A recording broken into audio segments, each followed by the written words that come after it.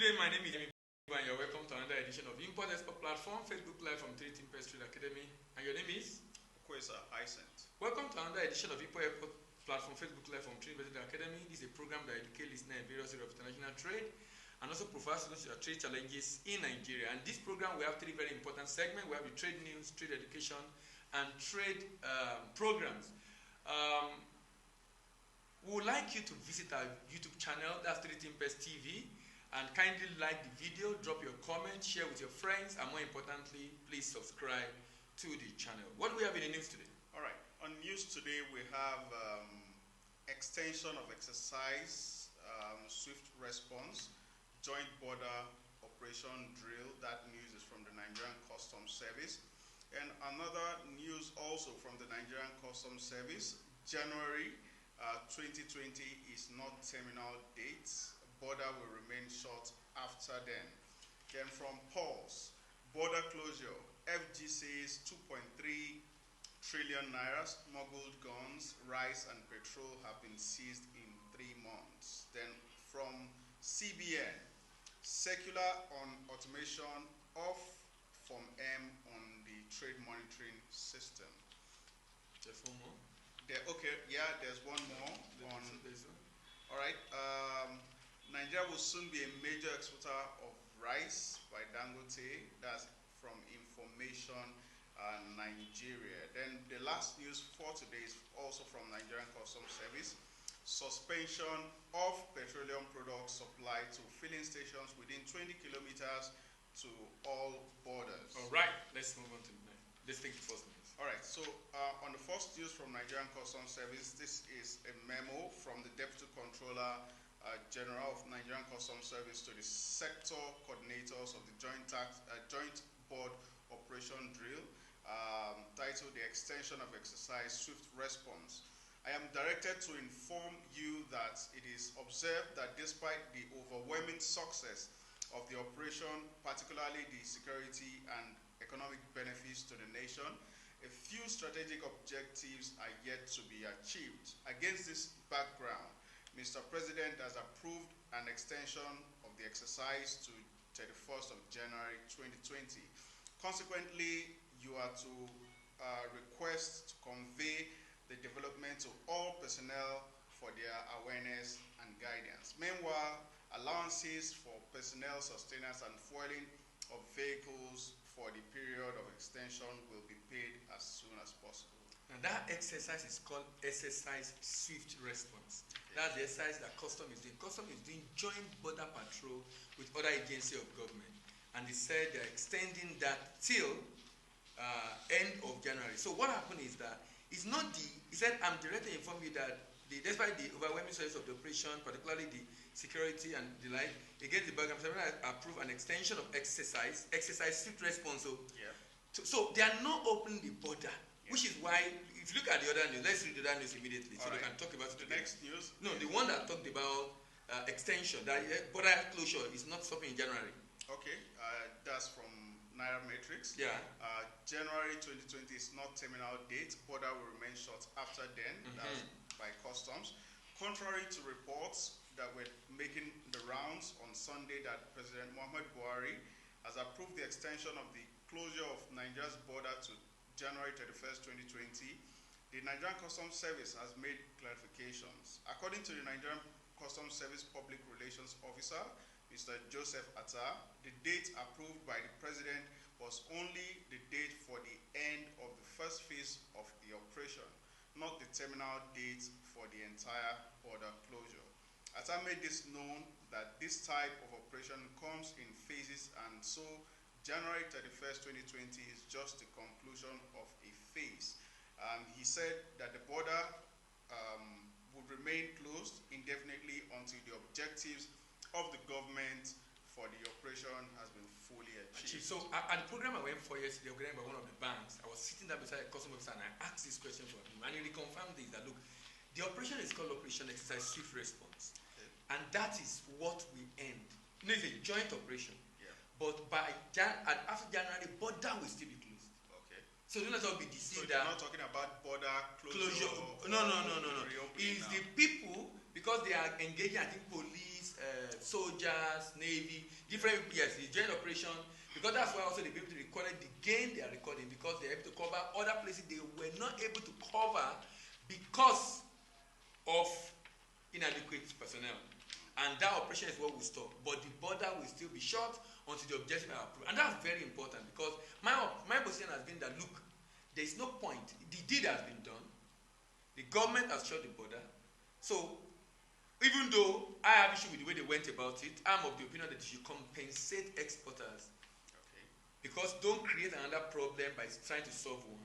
Compensate exporters, and it's very easy in my plan to compensate exporters. I was talking to someone this week, also on the same issue, one of the trade finance manager of one of the multinational company, and he was saying that, I said, why don't you go by sea? Why are you worried? I mean, go by sea. He said, I don't mind going by sea, but it's more expensive. I think to go by sea. Yeah, it should be cheaper, but you know there are few people going by sea. Everybody's used to road. You understand? So I mean, 80% of freight and human being movement in Africa is by road. 80% of both freight and human movement in Africa is by road. The remaining 20% is shared among rail and air. And then sea. Very little for sea. Very little for sea. So road constitute a good chunk of trade, of movement of goods in Africa. So people are used to it, and it's cheaper for them, and it's faster. Okay. Do you understand? It's faster. But although it should be faster, sorry, it's not really faster because of the delay at the border. Yeah. But it's cheaper, at least reasonably. So he said it's more. I said, look, for me, that's where government should step in. Government should encourage people to ship by sea and give them rebate. So how much will you have paid by road? You'll have paid $500 or $1,000 or $2,000, and you're now paying $3,000 by sea. Fine, we'll pay you the extra $1,000. Okay. That kind of rebate is what I would expect the government to do, because sincerely, a lot of exporters are suffering right now, and some of them took loan from bank. Those loans are going to go back. The bank is not going to tell you because there's a force majeure situation of government. No, it's not going to happen. They are going to collect their money. So that's a major concern for me. So I think that's why I said I don't have issue with border closure. I think it's necessary, but I'm concerned about the way they went about it and the need for them to compensate the exporters. So if the government have say a national carrier, for example, would that even solve? Okay, maybe that would. In fact, I mean, national carrier, national shipping line. Yeah, that's what I'm saying. This is where national carrier, national shipping line come handy. Would that not solve? Yes, now. Although Nexim is still a farming, at the plan I went for yesterday, it's still a farming. Before the end of this year, the sea link will start working. He even say 2 weeks or 3 weeks actually. Okay. The sea link will start working. So they are really almost there. And special assistant to the MD of Nexim confirmed that again yesterday. I've met him at a different program this year, and he kept telling me daily, this is going to happen. So Nexim is doing this in conjunction with private sector to fund. Other Yes. countries also involved. Yes, they've got approval from different countries to be able to, for the ship to be able to come to those countries. Okay. So what will happen now is, with this, we should have vessels that will be able to transverse West Africa at a cheaper rate, but they must do a lot of publicity so people can begin to use them. Okay. So they can transfer West Africa at a cheaper rate and also at an efficient process. Just one vessel? No, I think it's not a mono. It's not a mono. Okay. I think it's a 20. 20 vessels? Yes, I think it's a 20. Let's see how that. No, it doesn't have to be very big vessels now. Maybe vessels that will carry maybe 1,000 containers, 500 containers. It doesn't have to be big vessel like the one that is carrying 10,000 containers. All right. The next news is from Pulse NG. Border closure. FG says 2.3 trillion naira smuggled guns, rice, petrol have been seized in 3 months. Barely 3 months after Nigeria's land border have been closed, the federal government says 2.3 trillion naira worth of contraband have been seized from smugglers. On the 20th of August 2019, President Muhammad Buhari ordered a partial closure of land border in the country to tackle smuggling of rice and other goods into Nigeria. This exercise, which is being coordinated by the Office of the National Security Advisor, involves the Nigerian Customs Service, the Immigration Service, and the Nigerian Police Force, alongside with the Nigerian Army. Since the partial closure of the border, items like guns, ammunition, rice, vehicles, drugs, and jerrycans of petrol are said to have been seized. President Muhammad Buhari ordered partial closure on Nigerian borders on August 2019. There's something. Do you notice that the killings has gone down? Yeah.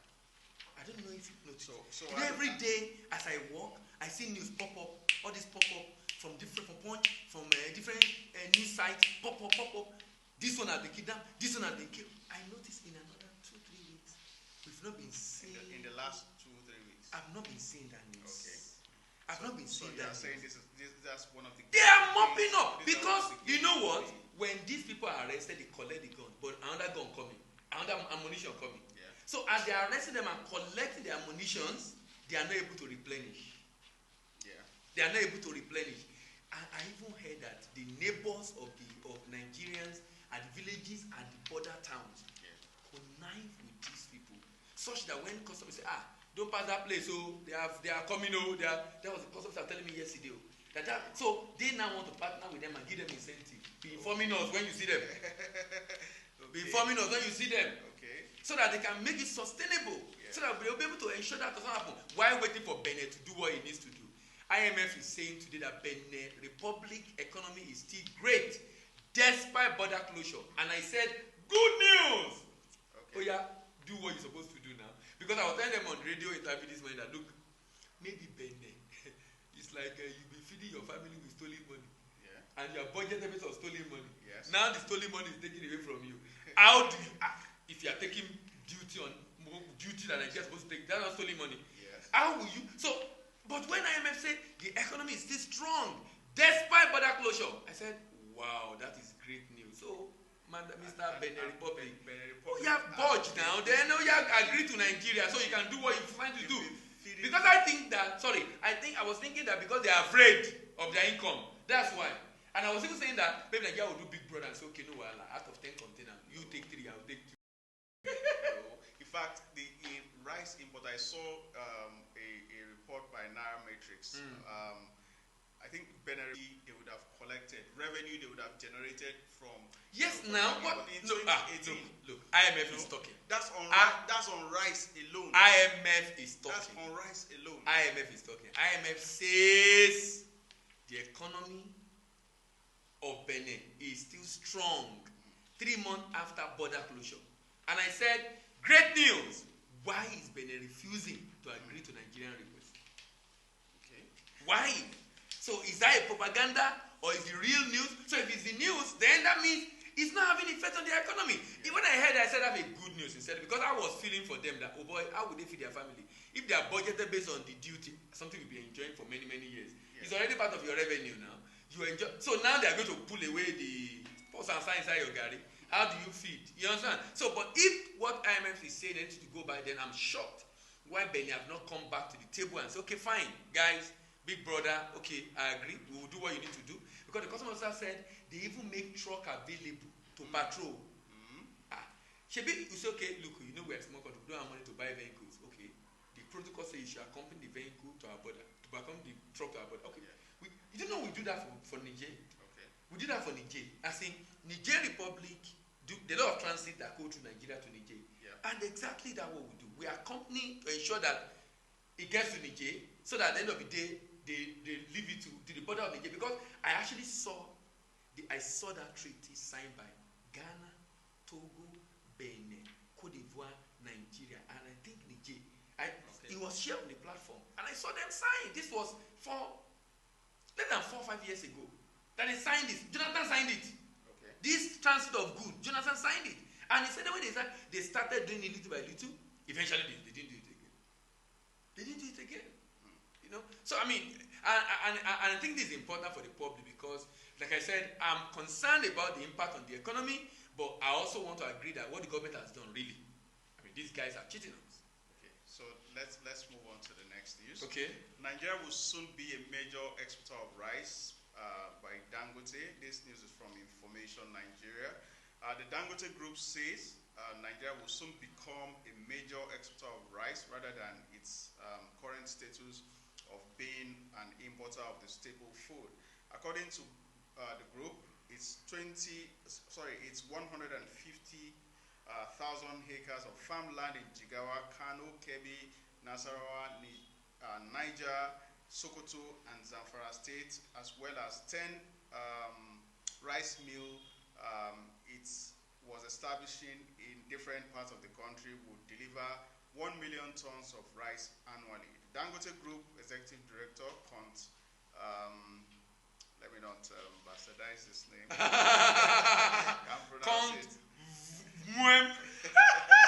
Said that this when he spoke to captains of commerce and industry during the Dangote Special Day at the ongoing 33rd Lagos International Trade Fair.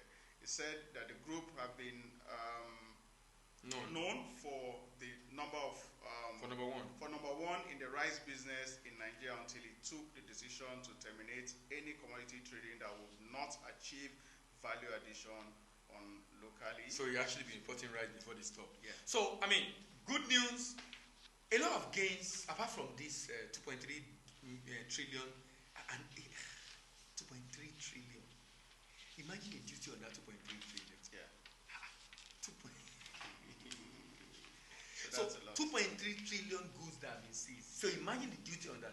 But apart from these gains on that side, another gain is I understand that Nigerian poultry now, you know, before they wait for the chicken, they wait for the chicken to get old and old and old and old because nobody's buying. Yeah. Now the chicken, they kill it ahead. Then they kill the chicken, so they don't fit meet demand. Because that sector is beginning to boom. Yes, now all these eateries are just mopping up chicken everywhere, mopping up. So they themselves are encouraged to want to grow more chicken. So you know, I mean, look. So in essence, this border closure should remain. It should remain until we achieve our objective. Okay. And I think, like I said, I will keep emphasizing the need for the government to compensate the exporter by supporting their transport on the sea in terms of reducing the cost, rebate. And I think with that, you know, because and I was saying that, I think last week also I mentioned this issue that let's get it straight. Border closure is only by on the road. land. Yes. Land. So the sea is still on. Still the open. air is still on. Road and the border and those goods living by road, most of the goods, our shipment to Africa is just about 12% of our total export. So and we are actually contributing, I think about 11 or 12% of the total export, intra-African export, and that also about around the same amount volume in terms of our total trade that we're exporting. So basically saying we are still doing a lot of export. Okay. So we have not completely closed the border. We have only closed land border. Let's take the last news. All right. The last news, we have two news. This just came in yesterday. We have one for the automation of NXP. Okay, and this other one? Yes. Let's take automation of NXP first. All right. So automation from NXP on the trade monitoring system. This news is from CBN. This is to inform all authorized dealers, Nigerian Customs Service, pre-shipment inspection agents, and the general public of the deployment of the E-Form NXP. According to the E-Form NXP, the E-Form NXP shall replace the hard copy form NXP, and for commercial exports, oil and gas and non-oil, with effect from October 31st, 2019. One of the best things I've heard this year, even though I understand the extent is having teething problem, but please log on to that website again. Log on to tradesystem.gov.ng to be able to process your NXP online. Hooray! Finally, we are fully automated import and export in Nigeria. But my question is, why is it not on the single window platform? Flexing muscle, everybody get power. It's supposed everybody to be get the power. single window This one has CBN baby, that one has custom baby. Everybody deflex. Everybody deflex muscle. I don't see any reason why we should not. As if they are not working for the same Buhari. Everybody deflex muscle. They're not working for Buhari. They're working for Nigeria. I know. Okay, I think they're not working for the same Nigeria. Everybody flex muscle. Everybody. It's all about power play, in my opinion. There's no reason why it should not be on the same platform. But because the other platform is controlled by custom, this one is controlled by CBN. Everybody. All right, so let's move on to the last news for today. This is a news from the Nigerian Customs Service. Also, bordering on the border closure. This is a circular from the Nigerian Customs Service, a memo actually from the Controller General of, Deputy Controller General EI&I. That's they are sending this on behalf of the Controller General of Customs. Suspension on petroleum product supply to filling stations within 20 kilometers of to all borders. So the above subject matter refers, the Controller General of Customs has directed that henceforth, no petroleum product, no matter the tank size, is permitted to be discharged in any filling stations within 20 kilometers to the border. Consequently, you are all to ensure strict and immediate compliance, please. So, anybody that is into into petroleum supply, I mean, this is obvious. I mean, the fact that all those stations at the border area are the one because I also understand that the volume of petroleum product consumed by Nigeria has reduced. Yeah. You know, there's some people in this country, they just strive and build a business on corruption, on destroying the economy. I don't get it. Nigeria is paying subsidy on the petrol, you are going to sell it in another country. That's selfish. Very, very selfish. Some people will see this now, see criticize that they didn't do this, they didn't do that. Of course, it's going to affect some people, no doubt. That means people in those axes will have to go far away to go and buy petrol, and the people in those axes might have to be paying more. Yeah. But you know what? If that will help us reduce our subsidy, so that for the greater good. For the greater good. Yeah. All right, let's look on to the training program in the month of November. All right.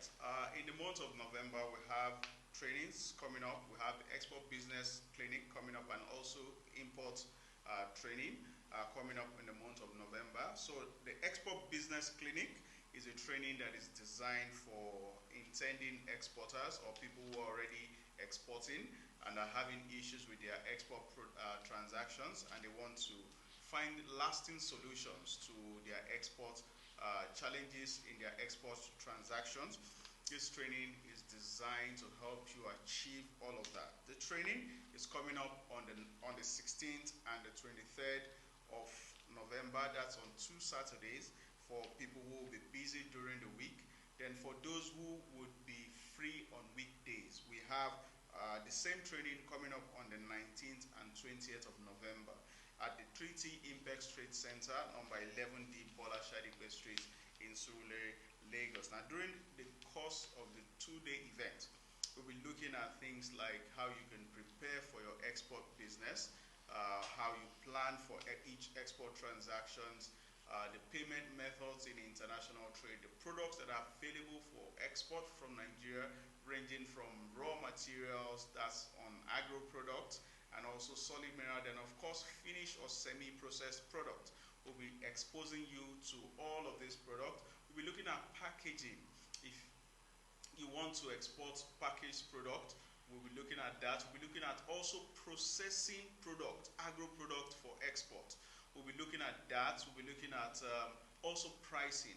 You want to place pricing on your product. How do you do that? How do you achieve a price such that you are not overshooting the export market price range or shooting yourself in the foot by underpricing your product? We'll be looking at other programs that you can benefit from, like the AGOA and the likes, all right, during this 2-day event. So if you want to be part of this training program, you can send an SMS to 0809-124-4449. It's scrolling on your screen.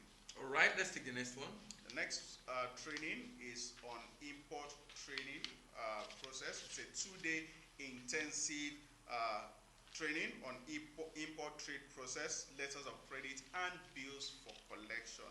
So this training is designed for people who are manning their import desk in their various organizations, or people who want to actually learn about the importation business and the process in Nigeria. Also, for people who are in foreign operations in banks, who handle letter of credit transaction on behalf of their customers and the like. This training is designed for you, and this training will be looking at things like the e-Sonka process, the revised import guidelines. We'll be looking at also the life cycle of a letter of credit. We'll be demonstrating, doing a live demonstration of the Form M, how to fill this Form M. Form M is the application form for importation into Nigeria. So we'll be demonstrating on how to go about that. We'll be looking at the documentation requirements for import business in Nigeria, both pre-import and post-import document requirements. We'll be looking at the letters of credit, the dynamics of letter of credit. We'll be looking at bills for collection also, and the different things around bills for collection and the rules. If you're interested in investing, kindly call the same number on your screen. It's a 20% return on investment in 6 months, and this is designed for individuals that are looking to go into export business and also invest in export business while still on a paid employment. Let's move on to the third session of the program because of our time. Today, what are we looking at in the trade education segment today? Ceramic bricks. Ceramic bricks. So can you give us detail of that? So, sorry, by the way, this is our AFCFTA Market Intelligence session. AFCFTA Market Intelligence session, and we do it at every program, educating the populace and our listeners on the potential export product at the on the African Continental Free Trade Agreement. Let's move on. All right. So, firstly, we'll check the global market value, which is around $950 million. The African imports, total imports in Africa for the same product is around $119 million. And we check the top 10 importers of the product, and number 1 is Angola, spending up to $20.9 million. The next is Djibouti, spending about $11.8 million. Algeria is at number 3, spending $10.4 million. Guinea is at number 4, spending about $7.29 million. Benin Republic is at number 5, spending about $6.9 million. Congo Democratic Republic is at number 6, Mozambique number 7, Ghana number 8, Cote d'Ivoire number 9, and Tanzania number 10. So the next phase is to look at the top 10 exporters of this product in Nigeria. Now, in Africa. Now, firstly, we'll look at the market value, the total exports by Africans, and it's around $5.8 million. $5.8 million. At number 1, as usual, South Africa. Controlling 34% of the market share, and Tunisia is at number 2, occupying 23% of the market share. Libya is not doing badly. Number 3, 20%. 22%. Tanzania at number 4, 14%, and Egypt at number 5, occupying 3.1%. It's interesting that Nigeria is not on the radar here at all, and this is amazing to me. I know we produce ceramic. We don't really import ceramic bricks like that. Okay. But we can produce it though, because we have clay in Nigeria. Yes. We can actually produce ceramic bricks in Nigeria. Anyway, the goal of this is to make it available that look, we have the product locally in terms of raw materials, and what is left is for individuals to take advantage of being able to export this product out of Nigeria. And that's critical, very critical and important for us to be able to ensure that we can now export this product of Nigeria because we have the raw material already. So if you want a copy of this market report, you can send a mail to tradeacademy@treatyimpex.com. tradeacademy@treatyimpex.com. So what we do also during this segment is to check the export destination within Africa that they ship to. Yeah. So where will they ship to? Now, for South Africa, they ship 38% of their product to Zambia, 13% to Mozambique, and 11% to Zimbabwe. Oh, so they are not shipping to outside Africa? They also ship to Nigeria. Ooh. South Africa. Wow! So we import bricks, but very small. Yes, 2.1% of their product to Nigeria. Then they also do 88% of their product to UAE. Wow. 88% to UAE. Now, export destination within Africa for Tunisia, they do 99.6 to Libya. Tunisia. But Libya also produce. Hold on. 99% to Libya. 99.9%. So where does Libya export to? Libya exports 100% to Tunisia. I don't get it. I don't get it also. That's the data that was found. So if you want a copy of this data, you can send a message to tradeacademy@3tinvex.com. All right. Thank you very much for listening again to us today. My name is Dilayembo and you? Hyacinth Okwesa. See you next week and bye for now.